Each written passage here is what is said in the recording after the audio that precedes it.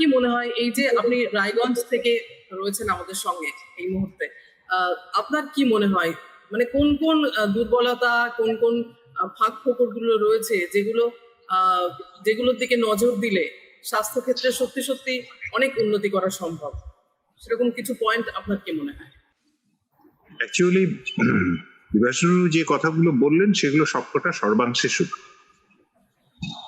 আমি একটু অন্যভাবে দেখি। উনি বোধহয় মেডিকেল কলেজেরই ছাত্র, তাই তো? বোধহয় আমিও মেডিকেল কলেজের ছাত্র, 50 বছরের বেশি হয়ে গেল সেই সময়, তো 75-এ। তো সেটা অন্য প্রসঙ্গ। আসলে গোটা সিস্টেমটা, আমি স্বাস্থ্য ব্যবস্থা নিয়ে বলছি। তো স্বাস্থ্য ব্যবস্থার প্রথমে প্রাইমারি দুটো ভেক্টরকে ভাবি, একটা হচ্ছে স্বাস্থ্য আর একটা হচ্ছে স্বাস্থ্য পরিষেবা। স্বাস্থ্যটা একটা হোলনেস অফ থিং, তার সঙ্গে তার মানসিক অবস্থা, তার খাদ্য, সে কোন পরিবেশে আছে সেইটে, মানে এন্টায়ার ব্যাপারগুলো যেগুলো মানুষের বাঁচার জন্য লাগে, এই সব কিছু নিয়ে স্বাস্থ্যের উপাদানগুলো তৈরি হয়।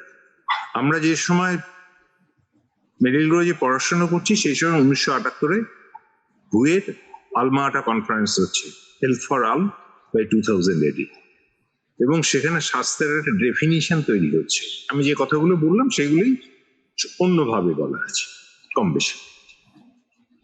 আমি একটা অফ দ্য ট্র্যাক একটা কথা বলিনি, এই যে নিট পরীক্ষা নিয়ে যে কেলেঙ্কারি হচ্ছে বা অন্যান্য পরীক্ষাগুলো নিয়ে যে কেলেঙ্কারি হচ্ছে, একটা গ্রোয়িং জেনারেশনের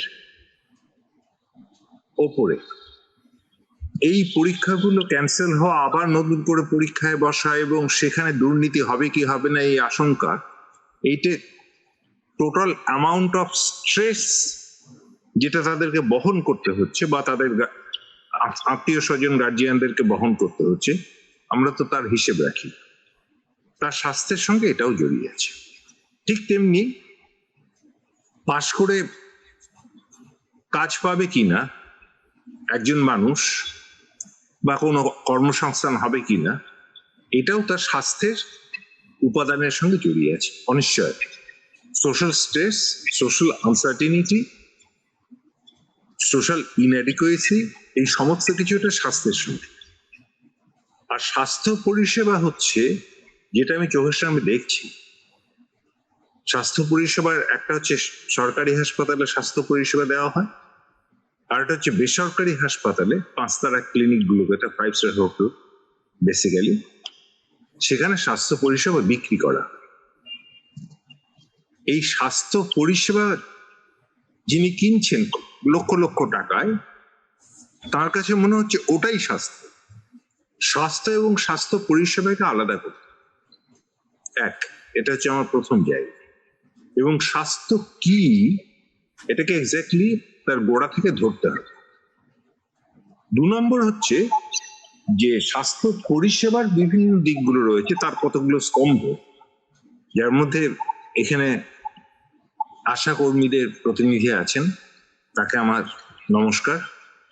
কারণ একেবারে গ্রামীণ স্তরে যেখানে অন্যরা কেউ যায় না, সেখানে এত সামান্য মাইনে যেভাবে উদারস্ত পরিশ্রম করে আপনারা মানুষের সঙ্গে যোগাযোগ রাখেন, আপনারা বেসিক্যালি যদি ভারতবর্ষে সত্যিই কোনোদিন স্বাস্থ্য এটাকে প্রতিষ্ঠিত করা যায়, আপনারা তার মেরুদণ্ড হবেন। এর পরের ধাপটা হচ্ছে স্বাস্থ্য পরিষেবার ক্ষেত্রে বলছি, সরকারি বেসরকারি আলোচনা যাব না। সরকারি যে প্রাইমারি হেলথ সেন্টার, এটা হচ্ছে first meeting point between a patient and a doctor. একজন ডাক্তার এবং একজন রোগীর সঙ্গে প্রথম মিটিং পয়েন্টটা হচ্ছে primary health centre. Primary health সেন্টারে সাপে কাটা রুগী আসবে, প্রাইমারি হেলথ সেন্টারে পাগলা কুকুরে কামড়ানো রুগী আসবে।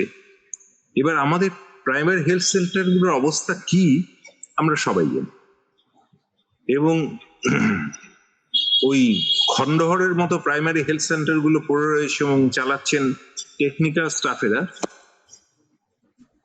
ডাক্তাররা সেখানে খুব সামান্যই থাকেন, কিছু ডেডিকেটেড ডাক্তার ছাড়া প্রায় কেউ থাকে না। স্বাভাবিকভাবেই প্রাইমারি হেলথ সেন্টারে যাদের যাবার কথা ছিল তারা সবাই কার্যত ভিড় করছে কোনো জেলা হাসপাতালে, স্টেট হাসপাতালে, অর্থাৎ টার্সিয়ারি সেন্টারগুলোতে। প্রাইমারি, সেকেন্ডারি, টার্সিয়ারি, এই যে এইভাবে যে বিন্যাসটা হয়েছিল ভারতের স্বাস্থ্য ব্যবস্থা, কেন পৃথিবীর সব জায়গারই কম বেশি একই রকম, কালমাটাতেও এইটাকে ধরা হয়েছিল। তাহলে স্বাস্থ্য পরিষেবা দেওয়ার ক্ষেত্রে যদি সরকারি উদ্যোগ সদর্থক হয় তাহলে basically primary health centre, primary care থেকে শুরু করতে হবে।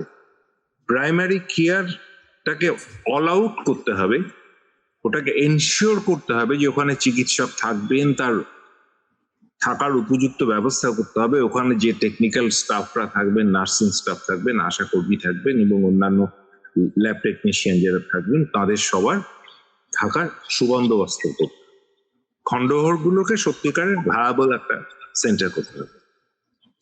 তাহলে পরে এই যে টার্সিয়ারি সেন্টার গুলোতে যে ভীষণ লোড পড়ে, দেবাশিস বাবু যেটা বললেন যে এত রুগী দেখে কি করে, অ্যাকচুয়ালি আউটডোরে 3-4 ঘন্টা সময়ের মধ্যে তাকে হয়তো 200-250 রুগী দেখতে হয়। এটা তো রুগী দেখা বলে না, এভাবে রুগী দেখা যায় না। রুগী থাকার জন্য সময় দিতে হয়, তার হিস্ট্রি নিতে হয়, তার সঙ্গে মিশতে হয়, and to feel the bondage, to make the bondage with a patient. এবং এখানে আর একটা জিনিসও আমি খুব পরিষ্কারভাবে বলবো যে আমি একটা টেকনিক্যাল এক্সপার্টাইজ আমার কাছে আছে বলে আমি ডাক্তার, কিন্তু আমি তো একজন মানুষও বটে। এবার যে রুগী আমার কাছে আসছে তার কাছে টেকনিক্যাল এক্সপার্টাইজ নেই বলে she or he happens to be a patient, ঘটনাচক্রে তিনি রুগী। এবার যদি পজিশনটা চেঞ্জ হয়ে যায়, আমি যদি রুগী হই আর ডাক্তারের জায়গায় যিনি আছেন তিনি যদি ডাক্তার হন, আমি তাহলে কি আশা করব, আমি তার কাছে কি প্রত্যাশা করি? ঠিক তেমনি আমার সামনে যে রুগী বসে আছে সেও তো আমার কাছে একই প্রত্যাশা করে যে ডাক্তার আমার কথা শুনবেন, ডাক্তারবাবু আমার কথা শুনবেন, আমার পিঠে হাত রেখে কথা বলবেন, আমাকে সাহস যোগাবেন। এগুলো সামান্য প্রত্যাশা, তো এইটা একদিনে হবে না। 80-90-এর দশক থেকে এই ব্যাপারটা অবক্ষয় হতে শুরু করে। 2000 সালের পর থেকে তো অবশ্যই ভীষণভাবে সরকারি স্বাস্থ্য ব্যবস্থায়। ফলে আমি মনে করি না কোনো আলাদিনের প্রদীপ আছে যেটা ঘষলে সঙ্গে সঙ্গে সমস্ত কিছু পাল্টে যাবে। কিন্তু আমি পাল্টানোর জন্য সদর্থক ভূমিকা নিচ্ছি কিনা, আমি কোনগুলোকে প্রায়োরিটি দিচ্ছি, প্রাইমারি কেয়ারকে প্রায়োরিটি দিচ্ছি কিনা, নাকি কতগুলো হেলথ ইন্স্যুরেন্স, সে স্বাস্থ্যসাথী হোক বা আয়ুষ্মান ভারত হোক, কতগুলো হেলথ ইন্স্যুরেন্স দিয়ে আমি রুগীকে বলছি তুমি স্বাস্থ্য পরিষেবা কিনে নাও, আসলে তার স্বাস্থ্যটাই পেছনে চলে গেল। এক শিশুর স্বাস্থ্য নিয়ে যে আশা কর্মীরা যে কাজ করেন তাকে তো মাকে বোঝাতে হয় ভালো করে যে খাবার দাবার ওইগুলো পরিষ্কার করতে হবে ইত্যাদি। তার মানে that means the constituting elements of health, সেটা আমি সুনিশ্চিত করতে পারছি কিনা, সেটা কখনো মেটেরিয়াল, কখনো মেন্টাল, কখনো স্ট্রেস, সোশ্যাল স্ট্রেস, এই সমস্ত কিছু। তো ফলে এইটি আমি বক্তব্য খুব বেশি সময় নেব না, কারণ আমাকে উঠতেও হবে। যে প্রথম কথা হচ্ছে স্বাস্থ্য এবং স্বাস্থ্য পরিষেবার মধ্যে ভাগ করা। দ্বিতীয় কথা হচ্ছে যে স্বাস্থ্য কি প্রাইমারি কেয়ার থেকে শুরু হবে কি হবে না, এটা ভীষণ গুরুত্বপূর্ণ। তাহলে টার্সিয়ারি সেন্টারগুলোর ওপরে, সরকারি হাসপাতালগুলোর ওপরে, বেসরকারি হাসপাতালে এই যে গাদা গাদা ভিড় জমায়, লক্ষ লক্ষ টাকা খরচা করে স্বাস্থ্য পরিষেবা কেনে, নট স্বাস্থ্য, সেটাকে আমরা খানিকটা হলেও প্রতিহত করতে পারবো।